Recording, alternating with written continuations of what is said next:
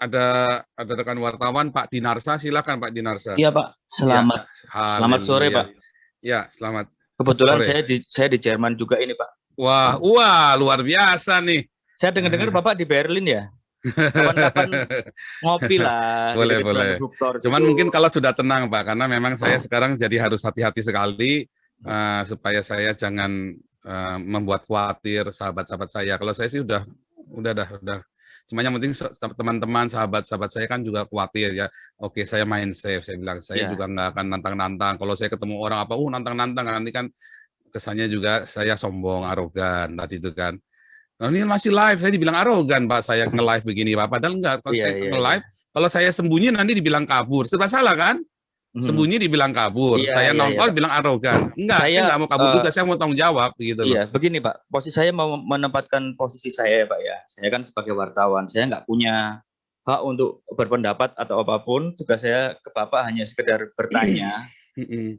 Maksudnya tolong dipahami dulu duduknya seperti apa, posisi saya seperti apa, posisi Bapak seperti apa.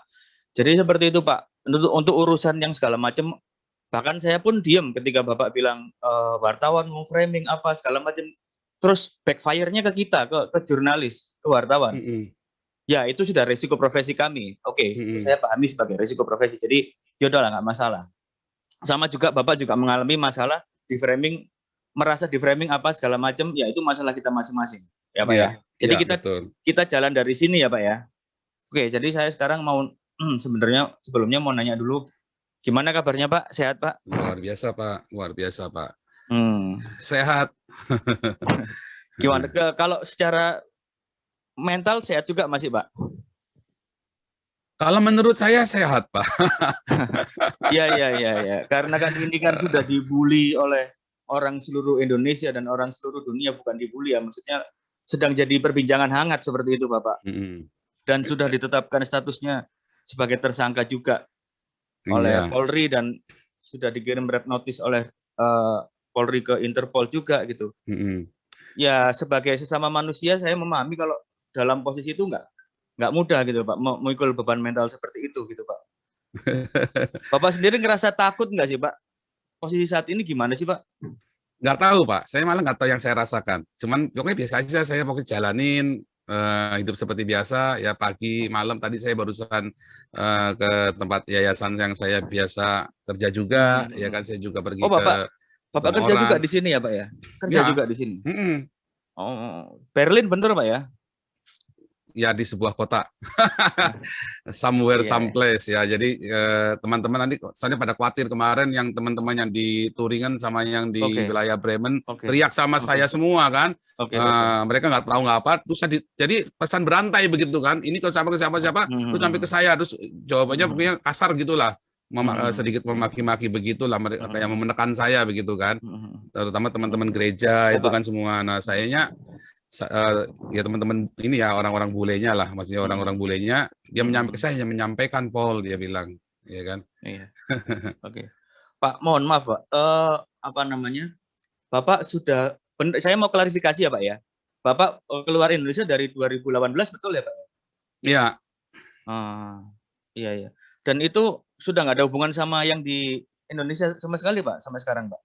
Dalam arti apa hubungan itu? Kontak atau orang nggak ada. Saya udah nggak pernah kontak saudara-saudara saya, keluarga saya di Indonesia karena sebetulnya sejak 2000 saya ini dulu ya, saya ini kan mulai memberitakan Injil ini kan mulai aktif dalam pemberitaan Injil secara terang-terangan. Saya nginjilin orang, baptis orang itu kan sejak 2015, 2014 akhir itu ya, 2014 akhir itu saya mulai aktif agresif memberitakan Injil. Saya baptis rekan-rekan dari kebanyakan Muslim ya, 99% Muslim.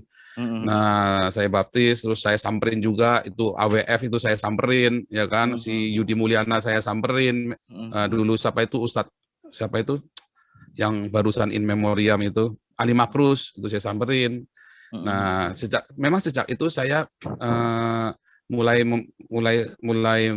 memisahkan diri dari keluarga. Saya kasih pengertian baik-baik, yang saya lakukan ini beresiko dengan teman-teman mayoritas. Jadi dengan keluarga saya pribadi. Jadi waktu itu saya mulai ganti nomor apa segala macam, jadi mereka nggak bisa hubungi saya lagi.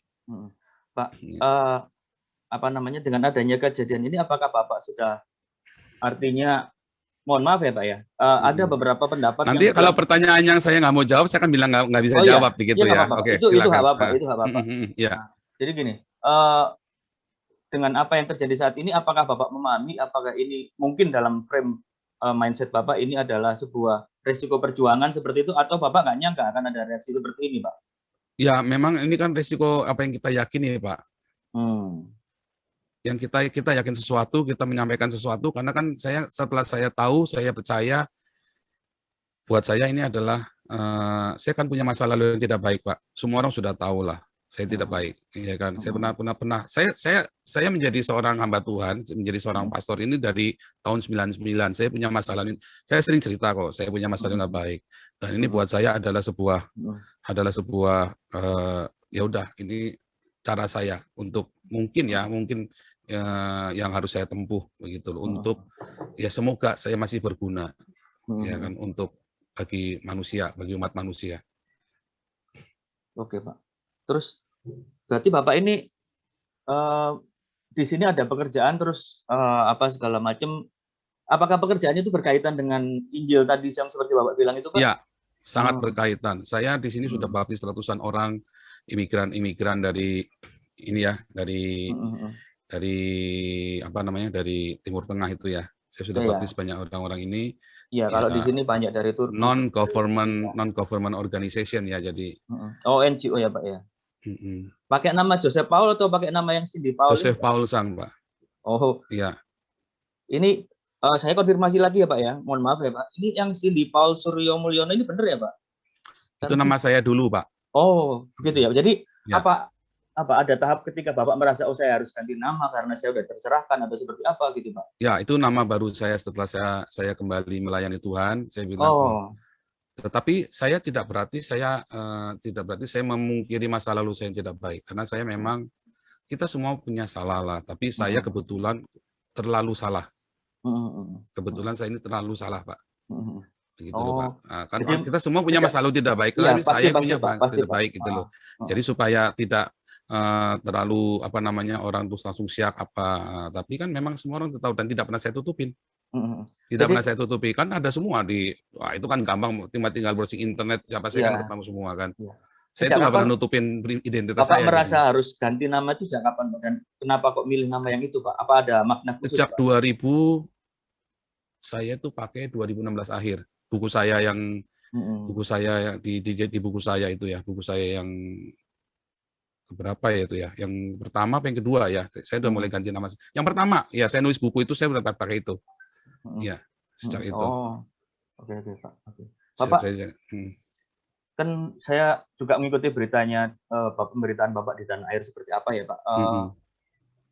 Bapak bilang sudah menanggalkan status sebagai WNI, betul seperti itu Pak? Iya kan, kalau saya sudah tidak niat pulang kan saya harus menanggalkan. Nah, tadi sudah saya jelaskan di depan. Iya. Prosedurnya bahwa di Eropa ini prosedurnya itu ada berbagai cara untuk menempuh prosedur supaya legal. Dan saya legal di sini, Pak. Iya, Bapak, maaf.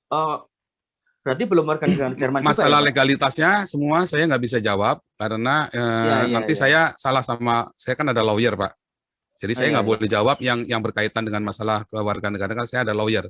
Nah, tapi masalah kasus saya pribadi saya jawab, nggak apa-apa, nggak masalah. Tapi untuk masalah legalitas apa segala macam, mengapa saya bisa dapat itu apa segala macam, mengapa saya bisa legal, saya nggak boleh jawab Pak, karena nanti orang-orang ikut caranya begitu, dia masuk Eropa berduyun-duyun Pak. Cara-cara itu itulah harus benar-benar tahu. Kalau nggak tahu cara itu nggak bisa aja pokoknya. Mohon maaf. Dan itu saya bisa dipersalahkan kalau saya cerita-cerita caranya bagaimana, gitu loh Pak. Okay. Berarti sekarang gimana statusnya Bapak ini? Ya pokoknya statusnya saya melepaskan warga negara Indonesia dan saya di bawah Jerman atau gimana? Di bawah hukum Eropa sekarang. Enggak dong, enggak stateless dong. Jadi kan namanya harus ada warga negara. Mungkin itu di stop dulu Pak, karena itu nanti biar dari lawyer Pak, karena itu nggak boleh saya ngomong itu. Saya sudah dikasih tahu nggak boleh jawab semua yang tentang kewarganegaraan, kecuali pokoknya saya hanya kasih tahu ada banyak cara untuk tinggal di Eropa dengan legal, tetapi cara-cara itu tidak banyak orang yang tahu. Dan tidak ada di internet juga soalnya. Jadi itu hanya tahu kalau kita ketemu lawyer di sini, kita baru ngerti caranya begitu. Dan itu pun lawyernya, lawyernya tertentu. Di sini berarti ya Pak ya? Iya dong. Kita ada lawyer juga kan di sini. Iya. Dan saya nggak boleh kasih tahu negara bagian mana, itu kan luas kan. Jerman itu kan luas, Eropa ini kan luas semua. Jadi saya tetap saya juga nggak boleh bilang membawa-bawa state sesuatu, saya nggak boleh Pak. Jadi nanti saya dipersalahkan. Ya, itu nggak boleh bawa-bawa state-nya, nggak boleh. Tadi kemarin yang memframing saya Jerman kan bukan saya kan. Ya kan, makanya saya selalu bilang Uni Eropa karena nanti saya dipersalahkan, Pak. Enggak, karena ini Pak, karena saya kan juga dapat konfirmasi dari KBRI Pak, bahwa memang Bapak terdaftar sempat masuk ke Jerman seperti itu. Jadi iya, kan ada, betul. ada Tapi kemudian bukan saya yang ngomong, tapi loh ya, maksudnya janjian bukan saya yang ngomong ya. Perkataan Jerman itu bukan dari saya karena supaya jangan nanti saya dipersalahkan oleh lawyer saya bahwa itu kata-kata saya. Saya tidak pernah berkata itu Jerman karena nanti saya dipersalahkan. Tapi kalau yang ada di TV-TV itu segala macam dan pernyataan dari teman-teman itu ya memang kan sudah ada terang-terangan di depan mereka, ketemu mereka, ya masa saya mau menyangkal kan nggak bisa juga. Iya Pak. Ya kan begitu Pak. Iya. Terus ini apa Pak? Bapak selama ini meluap, isu-isu ini meluap, menjalani hidup seperti apa Pak? Biasa-biasa aja, santai saja, atau ada kekhawatiran? Yang ribet itu teman-teman dari gereja Pak, karena gereja-gereja kan cuci tangan dan nggak apa-apa. Memang itu kan saya tidak mewakili gereja. Nah, terus gereja di Indonesia ya Pak ya? Ya, marah dengan saya, termasuk gereja-gereja Indonesia di Eropa. Mereka marah dengan saya, marah sekali, bukan cuma marah sekali dengan saya. Tapi saya kan berhak melakukan apa yang saya yakini. Dan saya kan tidak menciderai orang, Pak. Saya kan tidak melakukan kekerasan terhadap orang lain yang merugikan nyawa orang lain, atau saya menipu untuk di YouTube saya sendiri pun saya tidak pernah kasih nomor rekening saya. Saya hati-hati sekali, Pak. Karena saya tidak mau apa yang saya yakin dan saya perjuangkan ini terkontaminasi, Pak. Dengan itu semua tadi fitnah. Oh, ini hanya mau panjat sosial, hanya mau cari uang. Enggak, jadi jangan dikatakan saya mau nipu, enggak ya. Saya tidak ada saya minta uang sama orang sekalipun pernah saya kasih rekening itu buat nyumbang orang, dan orangnya juga ada, yayasannya juga ada, semua ada ke sana, enggak ada Rp1 pun masuk ke rekening saya minta-minta, Pak. Oke. Gitu, Pak. Pak, terus apa berarti Bapak ini kondisinya sekarang ya moga-moga bisa ada titik terang ya Pak ya, dari Bapak sendiri. Menurut Bapak seperti itu ya Pak ya? Saya berharap begini Pak. Nah, tadi ini pertanyaan yang saya suka dengan Jawa Pos tadi dulu ya, terus terang aja ya. Kenapa saya tadi juga dari kemarin saya bilang, kenapa cuma Jawa Pos yang menghubungi saya? Kalian semua kurang ajar wartawan, cuma Jawa Pos doang yang menghubungi saya. Saya bilang begitu kan. Harusnya kan nanya saya dong, yang berimbang dong. Kenapa kamu melakukan begitu? Ya kan? Nah, apa yang kamu inginkan? Ingin terang? Ya saya ingin terang. Ingin seperti apa, Pak? Ini saya yakin ini tim saya di Indonesia juga sekarang lagi ini Pak, lagi lagi memantau juga. Nah, makanya ini saya kasih kesempatan buat Bapak, apa yang mau diomongin dengan kondisi seperti ini. Ya sebetulnya kan gini. Jadi apa sih tujuan saya? Kan harusnya tanya begitu dong, orang-orang nanya, tujuannya apa ya dia ya? Tapi kan orang nebak-nebak semua. Tujuannya ini pasti agen ini, pasti ada itu, mentang-mentang dia dari sana. Enggak dong, bukan mentang-mentang dong. Saya sudah begini dari tahun 2015. Saya sudah memberitakan Injil, dan saya mulai sadar, ya kan, mulai banyak dibukakan, mulai berani. 2017 saya sudah mulai, orang-orang sudah mulai ancam saya juga. 2017 Amil Al-Qadri, Mualaf Center, semua sudah mau bunuh saya, ya kan, sudah ancam-ancam saya, dan saya masih tetap melakukan aktivitas saya, apa yang saya yakini. Nah, sekarang saya ada di Eropa, Pak, di bawah kebebasan berbicara yang dilindungi oleh undang-undang Eropa. Iya, saya paham, Pak. Saya senang sekali, saya langsung teriak sekeras-kerasnya apa yang ada di hati saya yang dari kecil. Saya dari kecil, Pak. Saya dikeroyok, Pak. Saya dikeroyok sama orang-orang kampung itu. Cina kau! Wah, dihajar, Pak, saya, Pak. Wah, ayah saya selalu bilang apa? Jangan dilawan ya.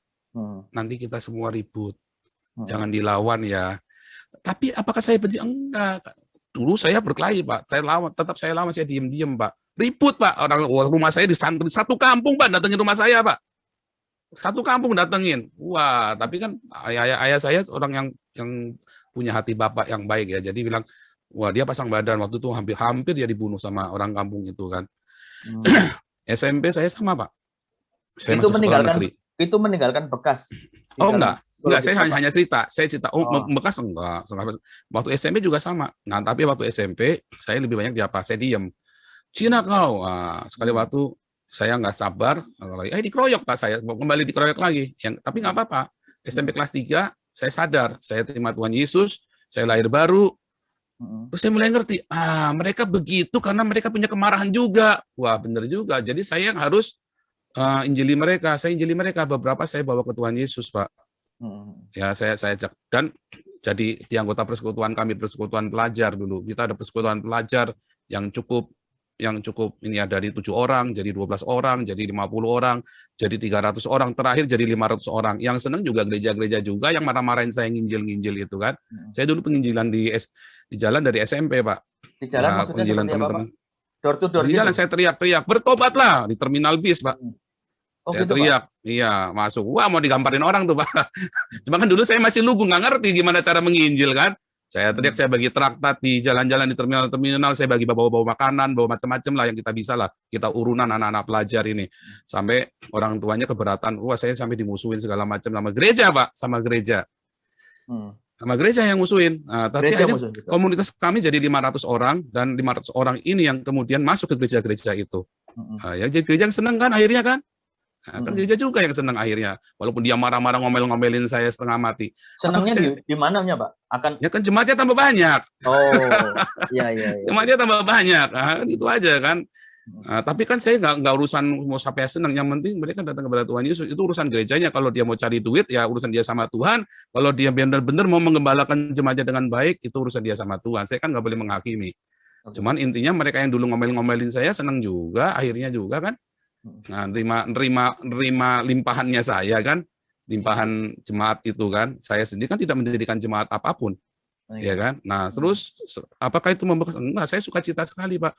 Saya orang-orang yang dulu musuhin saya, ada yang beberapa yang saya baptis loh, Pak, yang dulu berkelahi sama saya segala macam. Apakah itu membekas? Ya, enggak dong, enggak membekas. Cuman masalahnya begini, Pak. Saya baru tahu korbannya nggak cuma saya. Saya pikir saya gara-gara saya dulu bukan orang kaya kan. Saya kan orang miskin dulu kan. Sekarang mungkin udah kaya berarti, Pak ya? Ya bukan, maksudnya gini.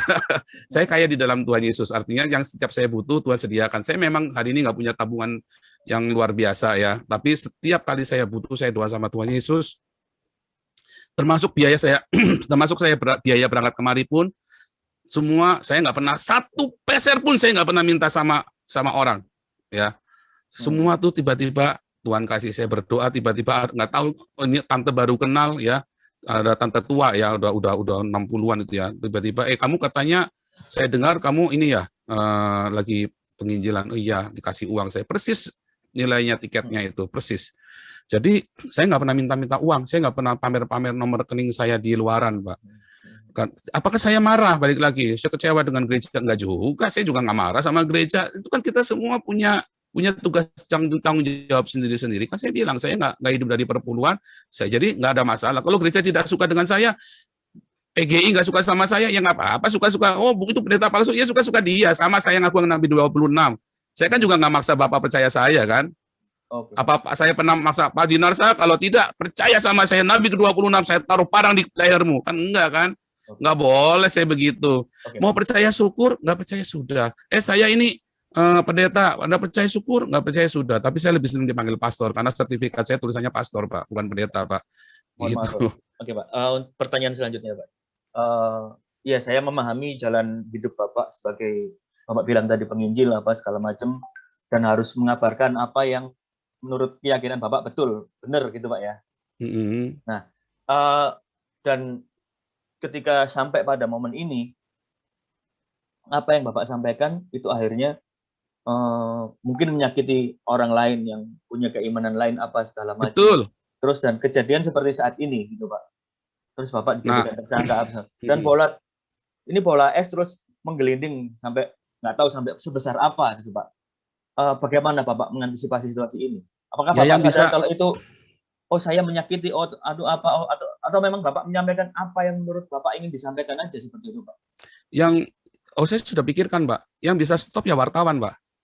Yang bisa men-stop bola saljunya hanya wartawan. Kan wartawannya memviralkan kan? Nah, contoh ya, ini contoh. Waktu saya membaptis si Ali Makrus sama Yudi Mulyana kemudian akhirnya dibaptis juga ya. Saya injili Yudi Mulyana tahun 2017. Terus tiba-tiba dia marah-marah sama saya kan. Terus tiba-tiba saya kaget Yudi Mulyana dibaptis.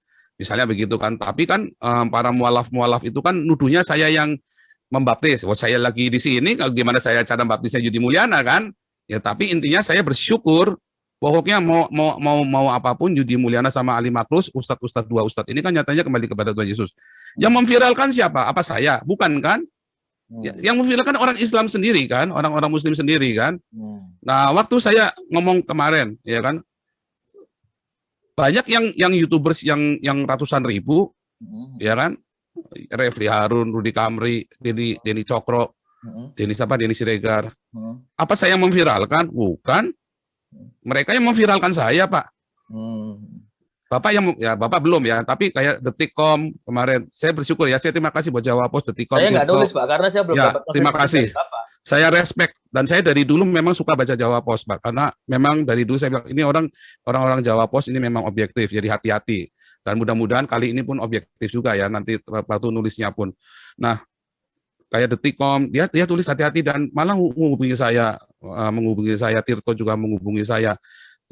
Artinya kalau memang mau memberitakan, jangan cuma diberitakan satu yang potong, yang kagak ngerti, orang-orang kagak ngerti apa-apa, terus Menkominfo bilang blokir itu akunnya Joseph Panguruzang. Sekarang saya harus mengaku, memang sudah diblokir, bagaimana?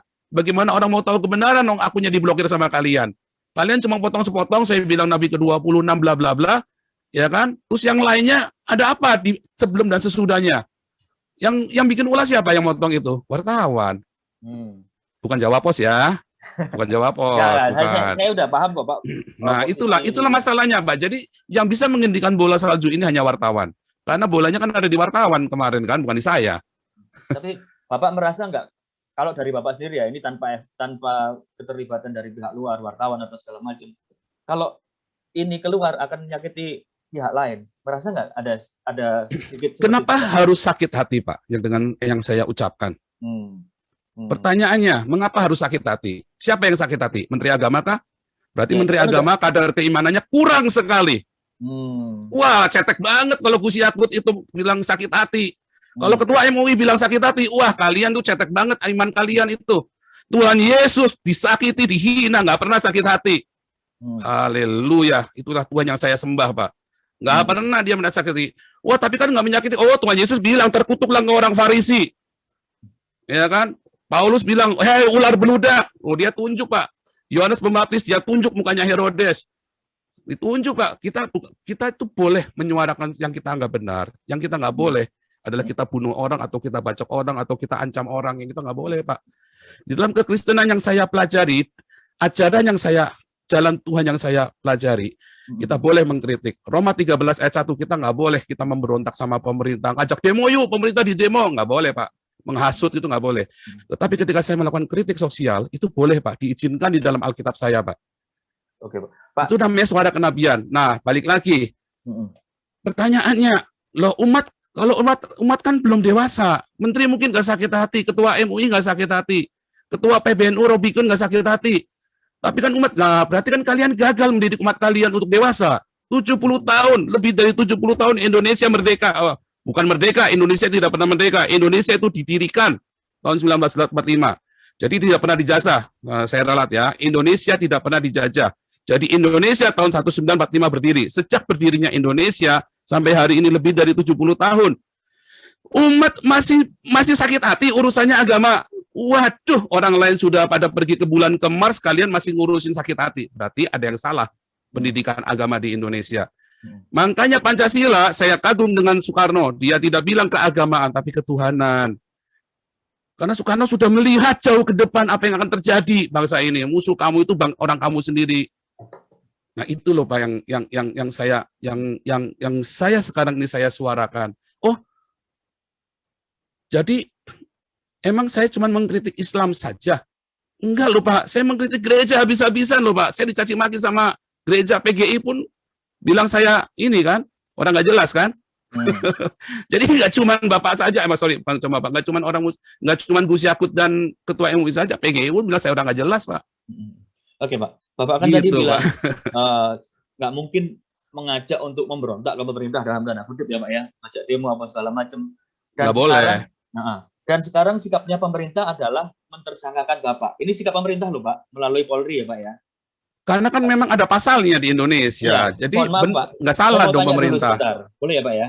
Ya, Nah, eh, ini kan sikap pemerintah melalui Polri mentersangkakan Bapak dengan pasal-pasal ya yang kita semua udah tahu seperti apa penistaan ya. dan segala macam. Terus ada yang menuntut Bapak untuk meminta maaf lah segala macam seperti itu. Sikap Bapak seperti apa Pak? Apakah akan minta maaf terus akan menghubungi pemerintah atau seperti apa? Ini berkaitan dengan omongan Bapak tadi loh Pak. Jawaban saya seperti Abdul Somad, Pak. Apakah saya harus meminta maaf untuk sebuah kebenaran yang saya yakini? Abdul Somad kan juga jawab yang sama, Pak. Pertanyaannya, harusnya tadi balik lagi.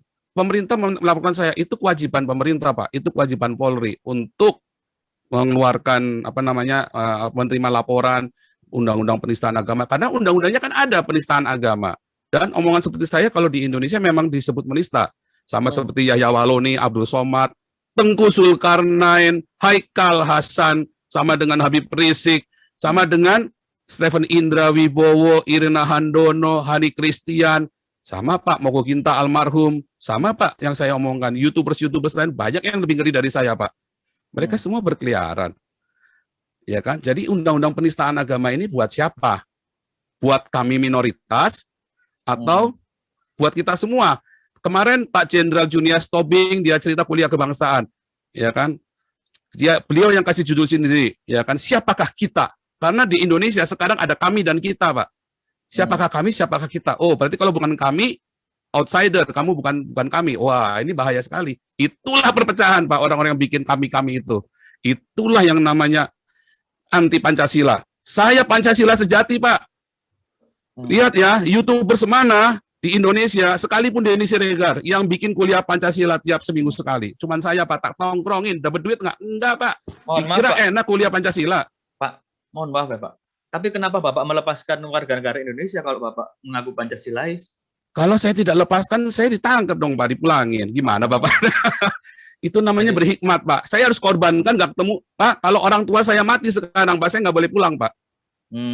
Bukankah itu pengorbanan saya, Pak? Sekalipun mungkin Indonesia akan memaafkan saya, ya kan? Udahlah, diampuni hukumnya. Tetapi saya, sekalipun orang tua saya meninggal, saya kan nggak bisa pulang. Begitu saya pulang, selesai semua. Sekalipun pemerintah pun bisa memaafkan, belum tentu orang-orang Islam yang cetek-cetek ini ilmunya bisa memaafkan saya, toh. Nah, jadi justru itu pertanyaan saya, Pak, kepada saya menggugat Indonesia dan Pancasila. Iya dong, Pak. Iya. Seperti apa, Pak? Saya dari kecil PMP, ya, PSBB, sejarah diajarin lagi, bolak-balik diajarin lagi, sampai kuliah diajarin lagi. Sampai sekarang Pak Jenderal Junius Tobing masih ngajarin Pancasila. 6 jam tuh, Pak, kalau kita baca Pancasila di YouTube saya, Pak. 4 minimum 3,5 jam. Sampai 6 jam. Tak tongkrongin, Pak. Saya pengen tahu. Akhirnya saya bilang sama Pak Junius, Pak Jenderal, ini cuma retorika. Nyatanya kan nggak ada yang begini, Pak Jenderal. Nggak ada. Ini semua retorika doang.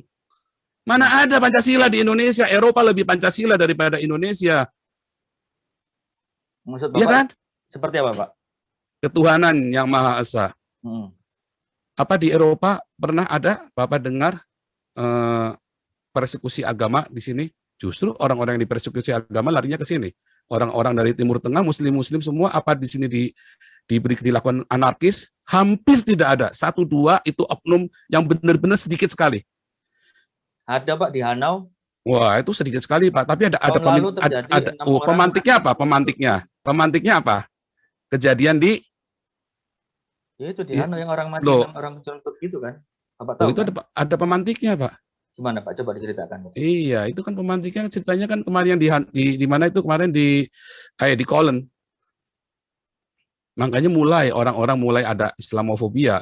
Walaupun di Eropa ini kita diajarin, saya lihat anak saya sekolah ya, dididik begitu ya. Saya lihat kurikulumnya diajarin untuk nggak ada anti sama agama lain. Kalau di Indonesia diajarinya apa kemarin?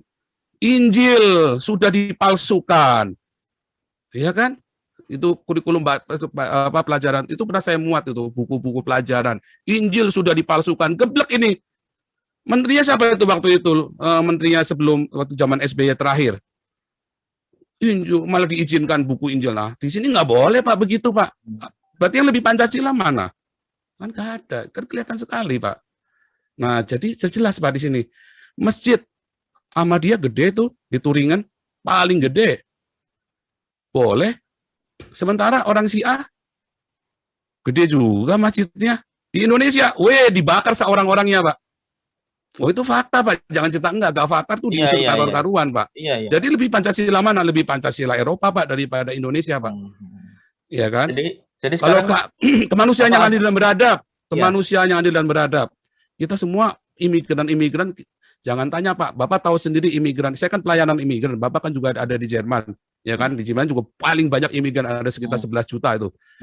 Sekarang saya nanya, imigran di Jerman sepatunya Nike semua, Adidas semua Pak. Iya, betul Pak. Coba manajer di Indonesia mau beli Nike ngeden Pak.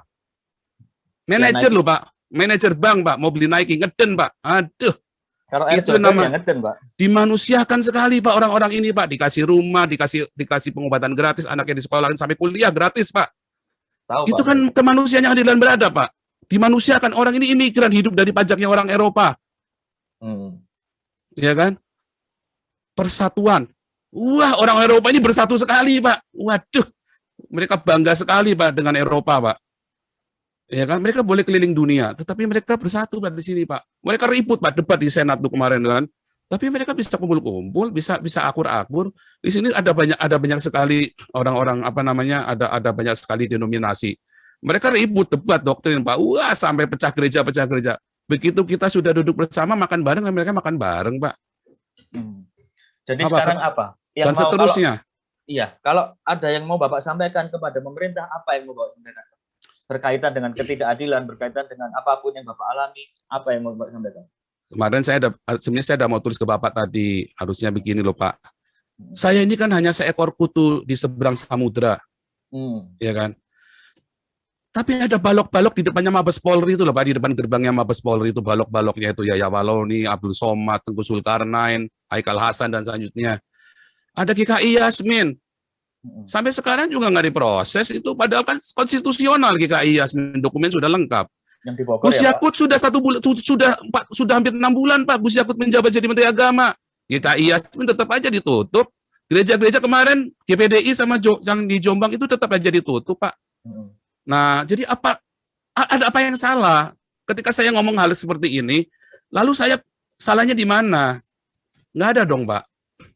Sebetulnya menista agama itu berarti kan kemarin siapa tuh Bima Arya itu menista agama tuh. Siapa itu yang nutup GKI Yasmin pertama kali, Bima Arya atau siapa itu?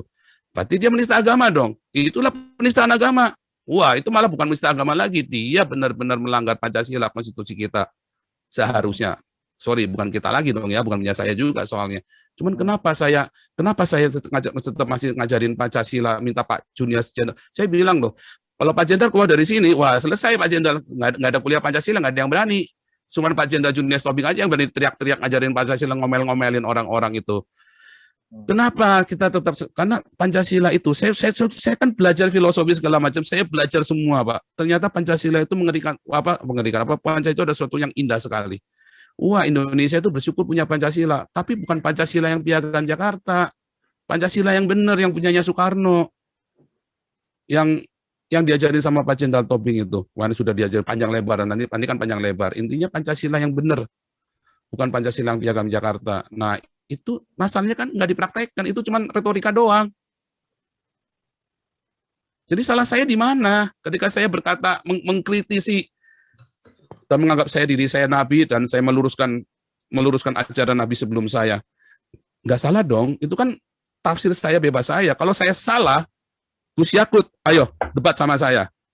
Gus Yakut, Menteri Agama ya Pak? Iya dong, katanya dia kan paling topnya dong ilmu agamanya. Ayo debat sama saya kalau bilang Muhammad nggak salah. Iya dong. Iya Pak. Maaf, saya nggak bilang menyakiti dong, menyakiti lagi enggak dong. Justru kita bilang yang saya ngomong kan sebuah realita, ya kan? Kita ngomong, makanya saya harus ke sini dulu, terus saya ngomong Pak, teriak Pak. Jadi Bapak untuk ngomong dengan lebih lapang harus keluar dulu gitu ya Pak ya? Lah iya loh Pak, kalau saya di dalam saya lagi ngomong udah diciduk loh Pak. Oh, Saya ya, baru ya. live begini aja tiba-tiba sudah di depan udah Intel di depan udah nongkrongin Pak. Bagus kalau Intel, FPI nongkrongin Pak. Bagus kalau Intel paling cuma dicokok begini saja. Kalau FPI dibakar rumahnya Pak. Aduh. Loh, itu kan fakta kan kemarin yang dicokok-cokok itu yang di internet online, teman-teman yang dicokok sama FPI itu digebukin dulu. Daud Ali, Saifuddin Ibrahim, banyak Pak orang Kristen dimasuk-masukin Omega Suparno malah dibunuh. Malah dibunuh. Jadi saya garis bawahi ya Pak ya. Jadi permintaan Bapak pertama adalah mau menantang Gus Yakut diskusi ini Pak. Benar ya Pak Ya, ya? iya Pak. Menantang Gus Yakut diskusi tentang keagamaan gitu Pak? Iya Pak. Atau tentang keislaman? Atau tentang apa Pak? Kalau saya kan bukan Islam Pak. Kalau tentang keislaman saya salah dong Pak. Oh, Kan saya kan bukan Islam, kecuali saya pernah belajar di apa itu Stein. Tetapi kita cerita itu keagamaan dong, yang universal. Enggak, soalnya ada orang juga yang bilang, kenapa kok dia bukan Islam, tapi kok mengaku Nabi ke-26, itu kan sudah masuk ranahnya Islam. Nah, betul. Nah, itu tadi pertanyaannya. Tadi saya boleh-boleh saja mau ngaku Nabi 26, 27, 28, 29, suka-suka saya kan. Semua orang kan boleh ngaku jadi Nabi. Emang ada larangan dilarang menjadi Nabi? Kayaknya belum ada undang-undang dilarang menjadi Nabi di seluruh dunia deh, Pak. Tapi udah ada umatnya nggak, Pak? Kalau udah jadi Nabi, Pak? Ya, mudah-mudahan sudah ada, Pak. Mudah-mudahan sudah ada. Tapi saya nggak pernah maksa-maksa ini orang-orang buat ngakui saya loh. Suka-suka mereka mau ngakui saya apa enggak kan suka-suka mereka, Pak. Iya. Oke, Pak.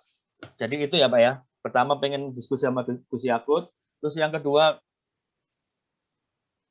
nggak merasa apa ya. Kalau orang-orang bilang Bapak bersalah, Bapak merasa ya ini memang yang harus saya sampaikan. Seperti itu ya, Pak ya.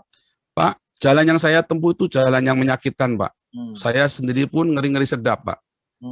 Saya tampilkan setiap live YouTube saya, ya banyak ya. Tadi aja saya nyanyi sendiri karena istri saya lagi pergi.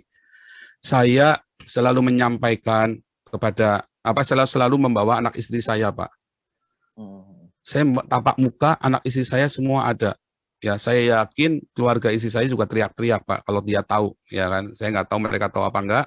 Tapi kalau tahu mereka pasti juga akan ngeri-ngeri sedap. Karena memang kita udah bilang waktu kita mau berangkat kita lost contact, jangan dikontak.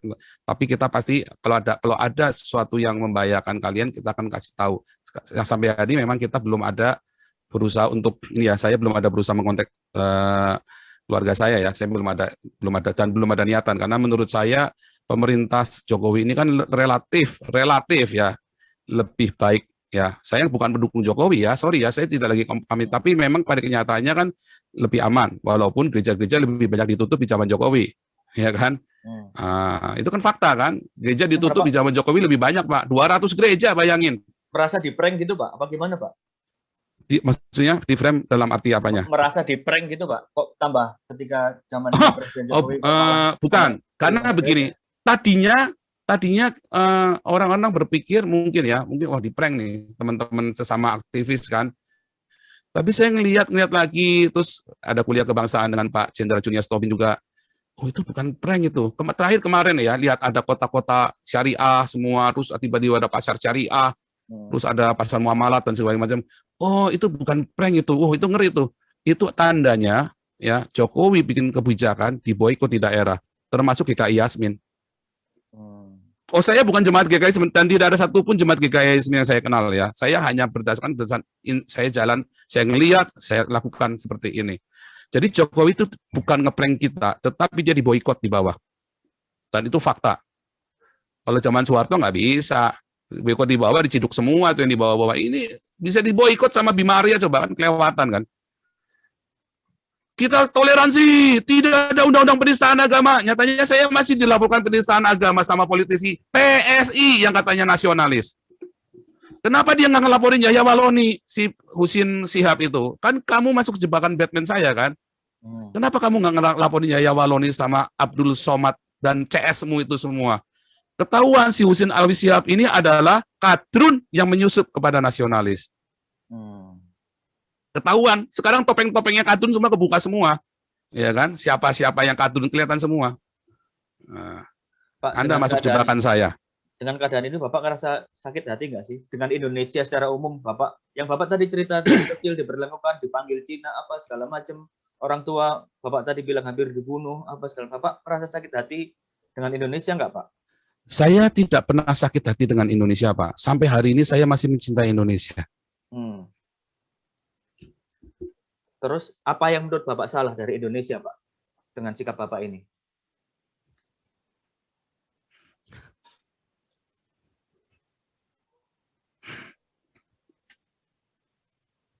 Pasti ada yang salah dong, Pak, dalam pemikiran Bapak. Kenapa Bapak harus merasa saya harus melakukan perjuangan, kan pasti harus ada sesuatu yang diperjuangkan kan, Pak. Dan ini konteksnya adalah Indonesia, begitu kan? Jadi begini, Pak. Wah, kalau saya ada cerita Indonesia, memang saya selalu ini ya, apa namanya? Jadi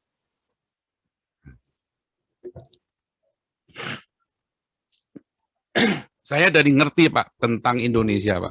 Saya lahir baru ya 15 tahun saya penuh Roh Kudus, saya berdoa buat Indonesia. Sampai hari ini saya berdoa buat Indonesia.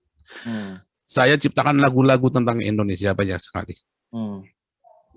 Tetapi memang Indonesia sedang dirusak oleh sebuah ideologi yang sangat rusak, ideologi yang sangat busuk, ideologi khilafah. Dan itu mereka masuk menghujam sekali, ngerusak anak bangsa, masuk ke sekolah, ya, memaksa orang pakai jilbab, memaksa orang untuk mengikuti syariahnya mereka, dan semua perda-perda syariah yang lain. Oh, itu sudah jelas, Pak. Dan itu akan merusak. Saya jamin Indonesia akan rusak. Dan saya melihat Indonesia yang saya cintai ini, ya, yang saya cintai itu membuat banyak sekali korban yang dikorbanin justru anak-anaknya. Ibu Pertiwi ini yang mengorbankan anak-anaknya, Pak. Bapak tahu yang namanya harimau tidak akan makan anaknya. Ibu Pertiwi ini makan anaknya, Pak. Jadi Bapak merasa dimakan sama harimau ini, Pak? Oh, bukan cuma saya, Pak. Banyak sekali, Pak. Korban yang dianggap PKI berapa banyak? Yang di PKI kan 3 juta, Pak. Apa Bapak ada ini, Pak? Ada cerita dari keluarga gitu, Pak? Ada kaitannya tentang PKI itu, Pak? Saya tidak punya keluarga yang tersama PKI karena nenek moyang saya dulu dari Partai Komintang yang lari dari Partai Komunis. Jadi jelas keluarga saya penentang komunis. Karena nenek moyang saya dulu anti dengan Partai Komunis dan dikejar-kejar, Pak. Makanya pindah ke Indonesia. Nggak ke Taiwan ya, Pak? Kan ada yang kemana-mana, Pak. Kan tersebar-sebar kemana-mana. Nah, salah satunya ke Indonesia nenek moyang saya. Okay. Itu loh, yang ke Indonesia. Dan itulah kemudian makanya ayah saya pun pernah dikarungin sama PKI, Pak. Ayah saya, Pak. Digebukin maksudnya, dikarungin itu digebukin karena memang ayah saya bilang saya juga salah, bilang kenapa? Dasar PKI lu, dia bilang begitu kan, dikarungin bener sama orang PKI, digebukin, Pak. Tapi nggak dibunuh, cuma digebukin doang. Artinya karena orang marah kan, dasar PKI lu kan waktu kan frame-nya kan jelek kan.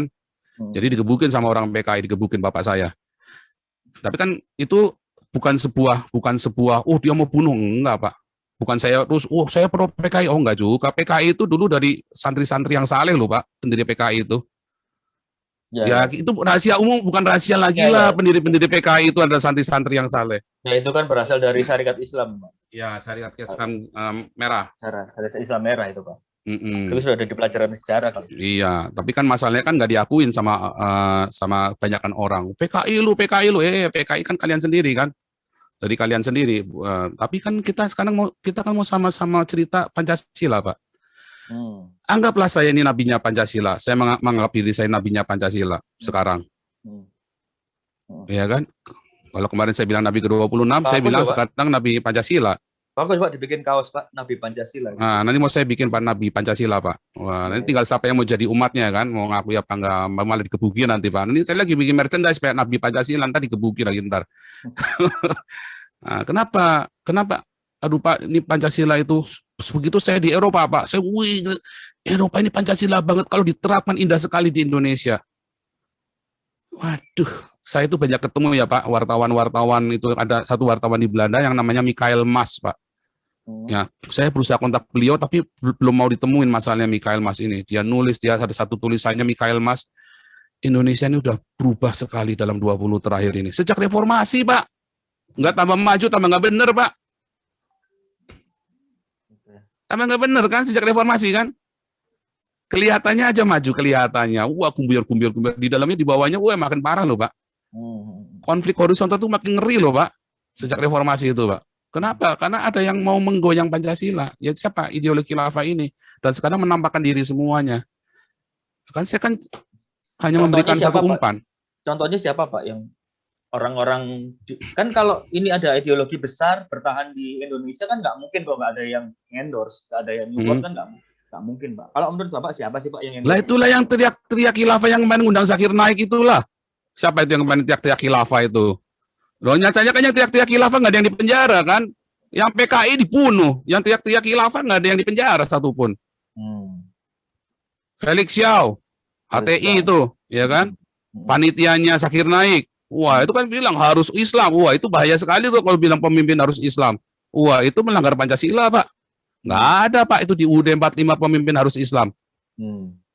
Ya kan? Dan Zakir Naik bilang pemimpin harus Islam kan? Kemarin di statement kan? Oh, itu kan sudah viral kemana-mana. Itu kan tujuannya buat goyang Ahok. JK pun mengakui kan? Bahwa dia sengaja mendatangkan Zakir Naik. Nah, so, kita ngerti kan siapa orang-orang khilafah ini. Apa yang Bapak alami ini kok seperti dejavu ya Pak ya, seperti kejadian Ahok. Ada yang bilang kayak gitu Pak, ketika Ahok ini kan apa? Wah, Ahok itu orang hebat Pak, saya nggak sebanding Pak. Saya ini penjahat Pak, bekas penjahat Pak. Ahok itu orang, wah levelnya dia di atas saya Pak, jauh Pak. Dalam hal kejujuran, dalam hal prinsip saya jauh Pak. Jadi jangan bandingkan saya dengan Ahok. Tapi jauh. Tapi sama Ahok dihadapi Pak, bedanya seperti itu mungkin Pak. Dihadapin bagaimana Pak? Ya maksudnya dihadapin persidangan, dihadapin dia datang ada apa namanya dia di penjara, dia dihadapi, dia di penjara. Mana menurut Bapak? Kalau saya kenapa harus saya hadapin? Ya makanya saya bertanya ke Bapak. Apakah saya melanggar hukum di Eropa ini? Kalau saya melanggar hukum di Eropa saya hadapin Pak. Kalau saya tidak melanggar hukum di Eropa, ngapain saya hadapin? Jadi makanya saya pergi ke sini Pak, karena di sini ada kebebasan berbicara dan seharusnya di Indonesia ada kebebasan berbicara. Selama di Indonesia tidak bebas bicara, bahkan agama pun harusnya bisa dikritik. Kalau agama tidak bisa dikritik, ada yang salah dengan agama itu. Apalagi kalau sampai bilang bunuh, apalagi sampai datengin keluarga saya misalnya, kan diancam di YouTube itu kan diancam keluarga saya mau didatengin. Makanya saya bilang ada 3 reaksi Pak, ada 3 responnya Pak. Satu respon yang pertama ya adalah kalau kalian tetap memaksa untuk membunuh atau memenjarakan saya, berarti omongan saya benar Pak. Pak mohon maaf Pak, emang ada yang ngomong membunuh Bapak Pak? Woi banyak sekali Pak, wah itu rembel itu Pak, rembel Pak. Nah, banyak itu kan cuma tinggal browsing aja banyak sekali. Nah terus ada yang ngancam-ngancam mau datangin, wah bakar rumah kan keluarganya. Enggak, ini itu kan sporadis Kak, namanya netizen ya Pak ya. Ya kan enteng aja kalau mau ngomong. Tapi ya enggak, ini kan saya bilang kan kita lagi cerita, responnya ada 3. Ini kan semua kan namanya presumption toh Pak. Ya kan berdasarkan sebuah fakta, kita kan bilang ada 3. Apakah 3 ini pasti akan terjadi? Belum tentu. Yang mana yang akan terjadi ya kita nggak tahu. Satu, yang jelas ada yang mau ngancam mau bunuh. Tapi mau menjarakan, oh jelas ada banyak, ya kan. Kedua, berarti saya benar, ya kan. Berarti saya benar, yang semua katakan saya tentang agama itu yang di Indonesia bukan cuma agama Islam doang ya kan, saya kan mengkritik agama Kristen juga, semua agama-agama kan. Nah, berarti saya benar bahwa agama itu tidak mendatangkan kebaikan, tapi mendatangkan kejahatan, ya kan? Nah, berarti semua agama itu akhirnya akan membuat hawa nafsu manusia itu makin membludak besar karena agama. Nah, saya jadi teringat ceritanya Kain dan Habil. Kain itu kan bunuh Habil gara-gara agama kan. Dalam Alkitab, persembahannya Habil diterima, persembahannya Kain tidak diterima. Lalu Kain marah, dia bunuh tuh Habil tuh. Kan gara-gara agama toh. Nah, itu ya. Itulah dosa pertama di muka bumi. Kedua, kalau mereka terus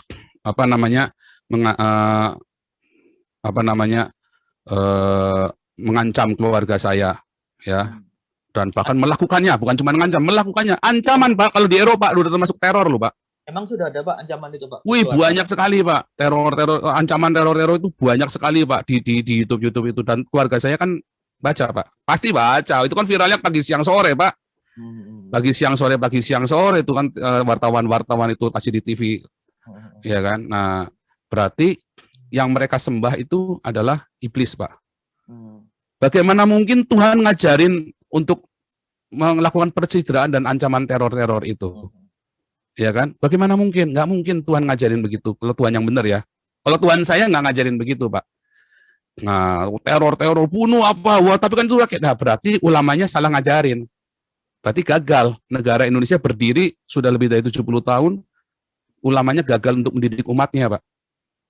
Yang ketiga, kalau kemudian pemerintah Indonesia dan para ulama dan rakyat Indonesia kemudian, oh iya ya, ada yang salah nih antara saya atau si Joseph Paul Sang. Maka si ini mereka melakukan introspeksi. Oke, si Joseph Paul Sang biar introspeksi, kami juga introspeksi. Itu kan terjadi di Eropa.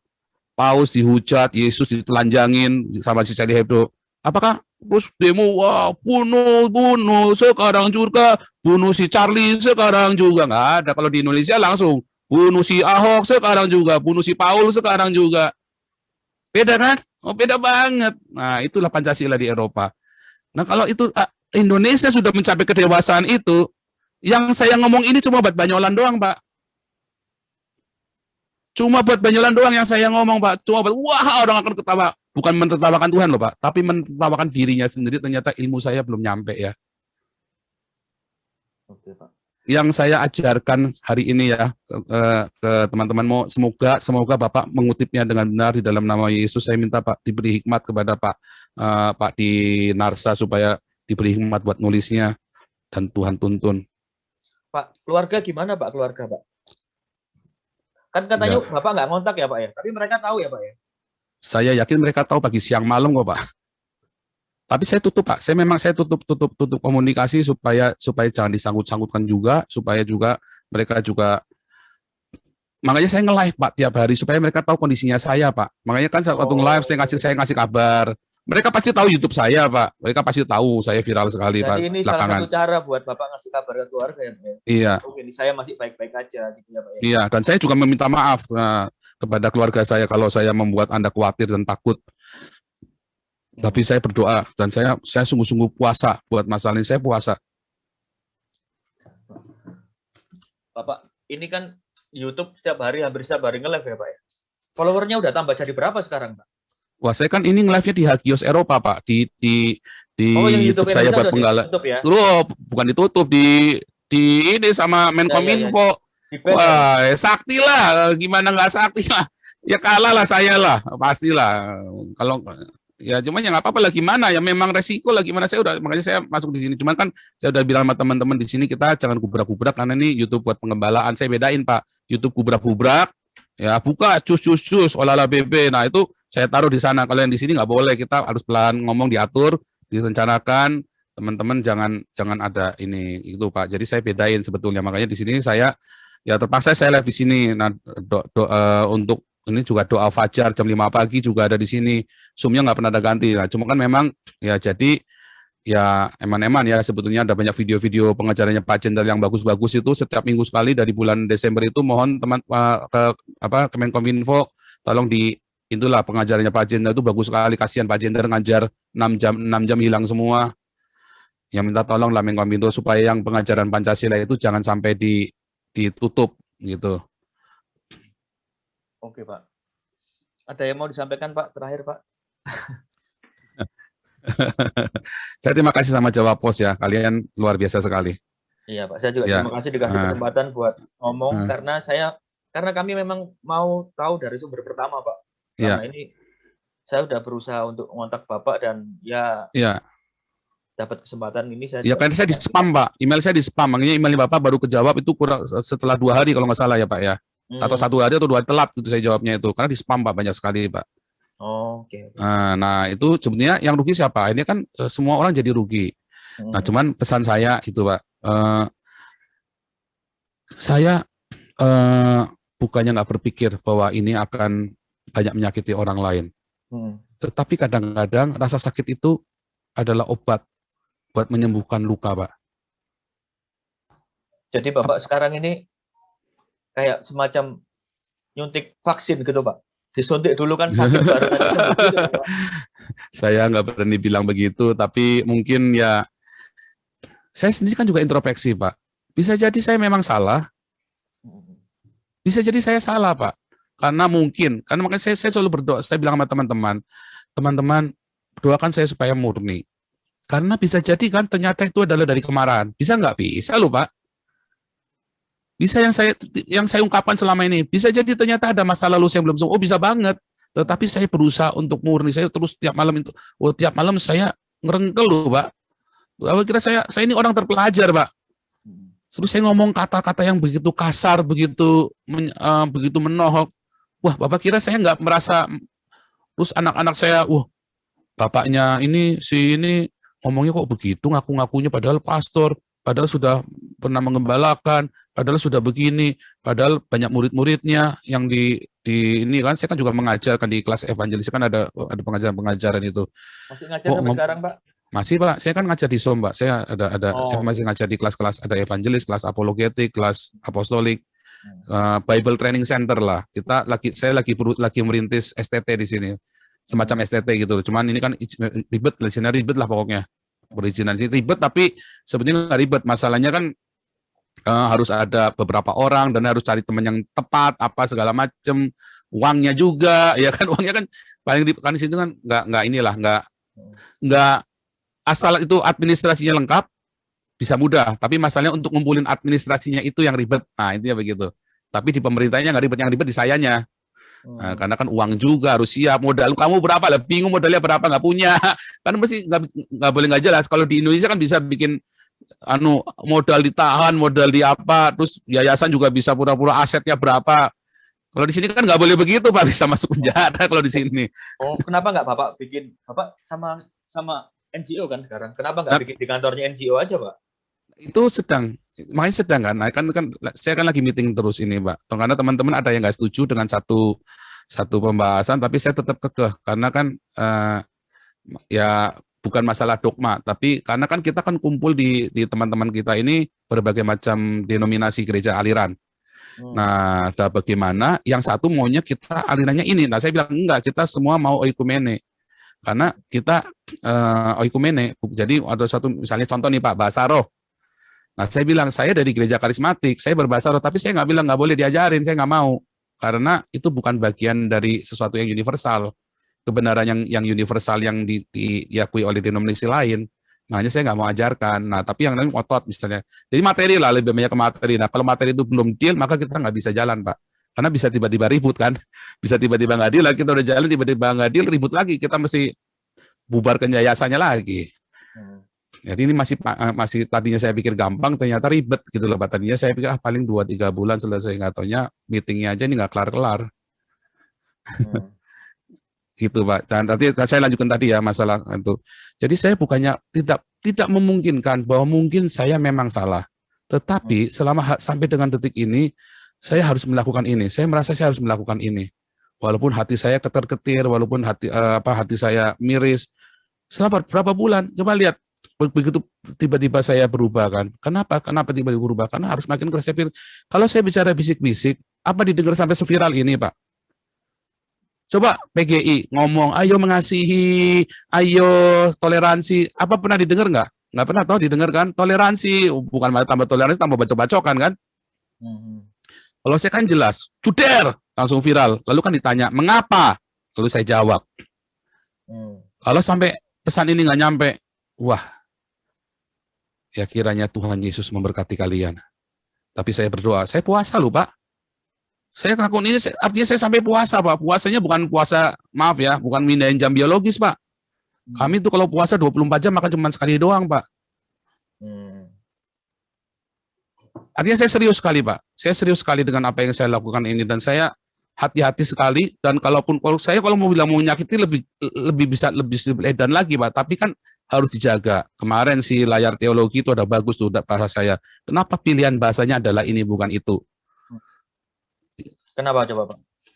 Ya kan dipilih dong. Kan ada bahasa-bahasa orang nantang gelut, orang nantang kelahi sama orang bahasa-bahasa harus dibedain gitu loh, Pak. Iya, enggak kan kemarin Bapak bahasanya juga bagi sebagian orang juga nantang gelut juga kan, Pak? Nah, Itu dia. Saya juga heran. Nah, kalau beberapa orang ngomong apa aja, saya kan apologet, Pak. Saya menjawab tuduhannya orang Muslim terhadap Alkitab orang Kristen. Lihat di YouTube itu banyak ngawur-ngawur. Stephen Indra, Ani Kristian, ya, ngaku-ngaku pendeta, ngaku-ngaku Romo, Bangun Samudra, ya, para penipu-penipu ini kan, Ustadz Kaimana, tuh siapa lagi, ada satu lagi tuh Ustadz Kaimana, Bangun Samudra, ngaku-ngaku S3 segala macam, Irena Handono, ya kan? Itu harus saya jawab dong, Pak. Ketika saya menjawab, saya pasti akan menyakiti dong, Pak. Misalnya nih, kalian berkata, orang-orang Muslim berkata, Yesus tidak mati di salib. Saya bilang, siapa bilang? Muhammad yang bilang. Oh, Muhammad. Saya bilang, saya jawabnya apa coba? Yang benar Alkitab saya atau Alkitabnya orang Islam? Kitab sucinya orang Islam. Maka saya kan harus jawab dengan tegas kan? Kalau di Indonesia muter-muter, Pak. Nah, kalau saya milih jeder. Sama kan, Pak? Kalau muter-muter, terus orang Islam mau dengar nggak yang kita ngomong? Nggak mau lah, Pak. Ditutup kupingnya lah, Pak. Kafir, kafir, kafir, kafir, kafir. Ketika saya ngomong jeder, kaget mereka. Viralkan punya saya. Lalu mereka baca semua tulisan saya. Namanya orang baca, dia baca. Dia nangkep nggak yang saya baca? Yang saya maksudkan? Dari 1000, 10 nangkep, Pak. Puji Tuhan, Pak. Tapi kalau saya ngomong-ngomong alur ngidung nggak divilarkan, ngomong sama 100 orang, 200 orang nggak ngerti, Pak. Oke. Ya, Pak, saya udah nangkap semua maksudnya Bapak. Halo? Iya, Pak. Ya. Ya, sudah paham semua maksudnya Bapak sih. Maksudnya sudah menangkap semua maksudnya Bapak seperti apa, udah jelas tadi Bapak ngomong apa aja. Dan tadi ya semua pertanyaan saya sudah terjawab lah. Kecuali ada beberapa hal yang belum dan Bapak nggak bersedia menjawab, misalnya tentang keluarga negara. Ya, khusus masalah state itu saya nggak boleh, Pak. Memang nggak boleh karena nanti saya buka semuanya, nanti saya dimarahin. Karena ini sekarang ini kan banyak orang berusaha masuk ke Eropa, Pak. Orang-orang tanya sama saya pun saya nggak jawab, pribadi pun saya nggak jawab, Pak. Privat pun saya nggak jawab karena nanti sampai saya salah ngomong, saya kena masalah, Pak. Di masalah state itu saya benar-benar hati-hati. Makanya tadi saya ada sempat yang saya tegur, saya cuma menjelaskan sampai sini saja, selanjutnya tidak akan saya jawab lagi. Karena lebih dari itu nanti saya salah, Pak. Tapi Bapak di Jerman ya, Pak ya? Enggak, saya cuma mau menggaris bawah itu aja, Pak. Pokoknya saya ada di Uni Eropa, Pak. Nanti kalau saya nyebut satu negara, saya juga salah, Pak. Saya nggak boleh pokoknya. Pokoknya saya nggak boleh sebut apa-apa. Nanti menjadi masalah. Lawyer saya juga sudah wanti-wanti sama saya. Oke. Oke, kalau gitu Pak, terima kasih banyak. Ini saya sudah di host. Bapak nanti kalau sudah reda ya. Kita kapan-kapan ketemu, Pak. Kita ngopi bareng nanti, Pak. Baik, Pak. Ya, ini kan mengonfirmasi juga kalau Bapak ternyata tinggal dekat sama saya. Tanpa Bapak. Cuma nanti kalau sudah reda, Pak. Soalnya kalau belum reda kan nanti aduh, takutnya nanti orang-orang marah sama saya karena itu tadi yang saya bilang kan, teman-teman itu semua dari mulut ke mulut, terus teman-teman saya yang bule-bule negur saya, negur ngasih tahu. Dia bilang, Paul, ini saya hanya menyampaikan nih teman-teman ya, jangan marah gitu. Ya nggak marah lah. Iya. Ya kan bisa di Alexanderplatz atau di Tiergarten, Pak, enak. Iya, bisa. Bisa. Iya, oke Pak, kalau gitu Pak. Terima kasih banyak buat waktunya, Pak. Nanti kalau ada saya pertanyaan lagi, saya langsung email aja, Pak, ya, gitu ya, Pak. Iya, Pak. Kalau nggak keberatan, saya boleh minta kontaknya yang lebih gampang gitu, Pak. Boleh, Pak. Nanti saya kasih nomor WhatsApp saya, Pak. Oke, siap. Terima kasih banyak, Pak, buat waktunya. Terima kasih sekali, Pak Dinarsa. Nah, kalau saya kasih nomor WhatsApp, jangan disebar-sebarkan ke teman-teman wartawan lain, Pak. Atau kepada pemerintah juga jangan, Pak. Jadi maksudnya nanti semua saya ngaku siapa. Nah, kalau jelas. Jadi orangnya harus direct ke saya kasih.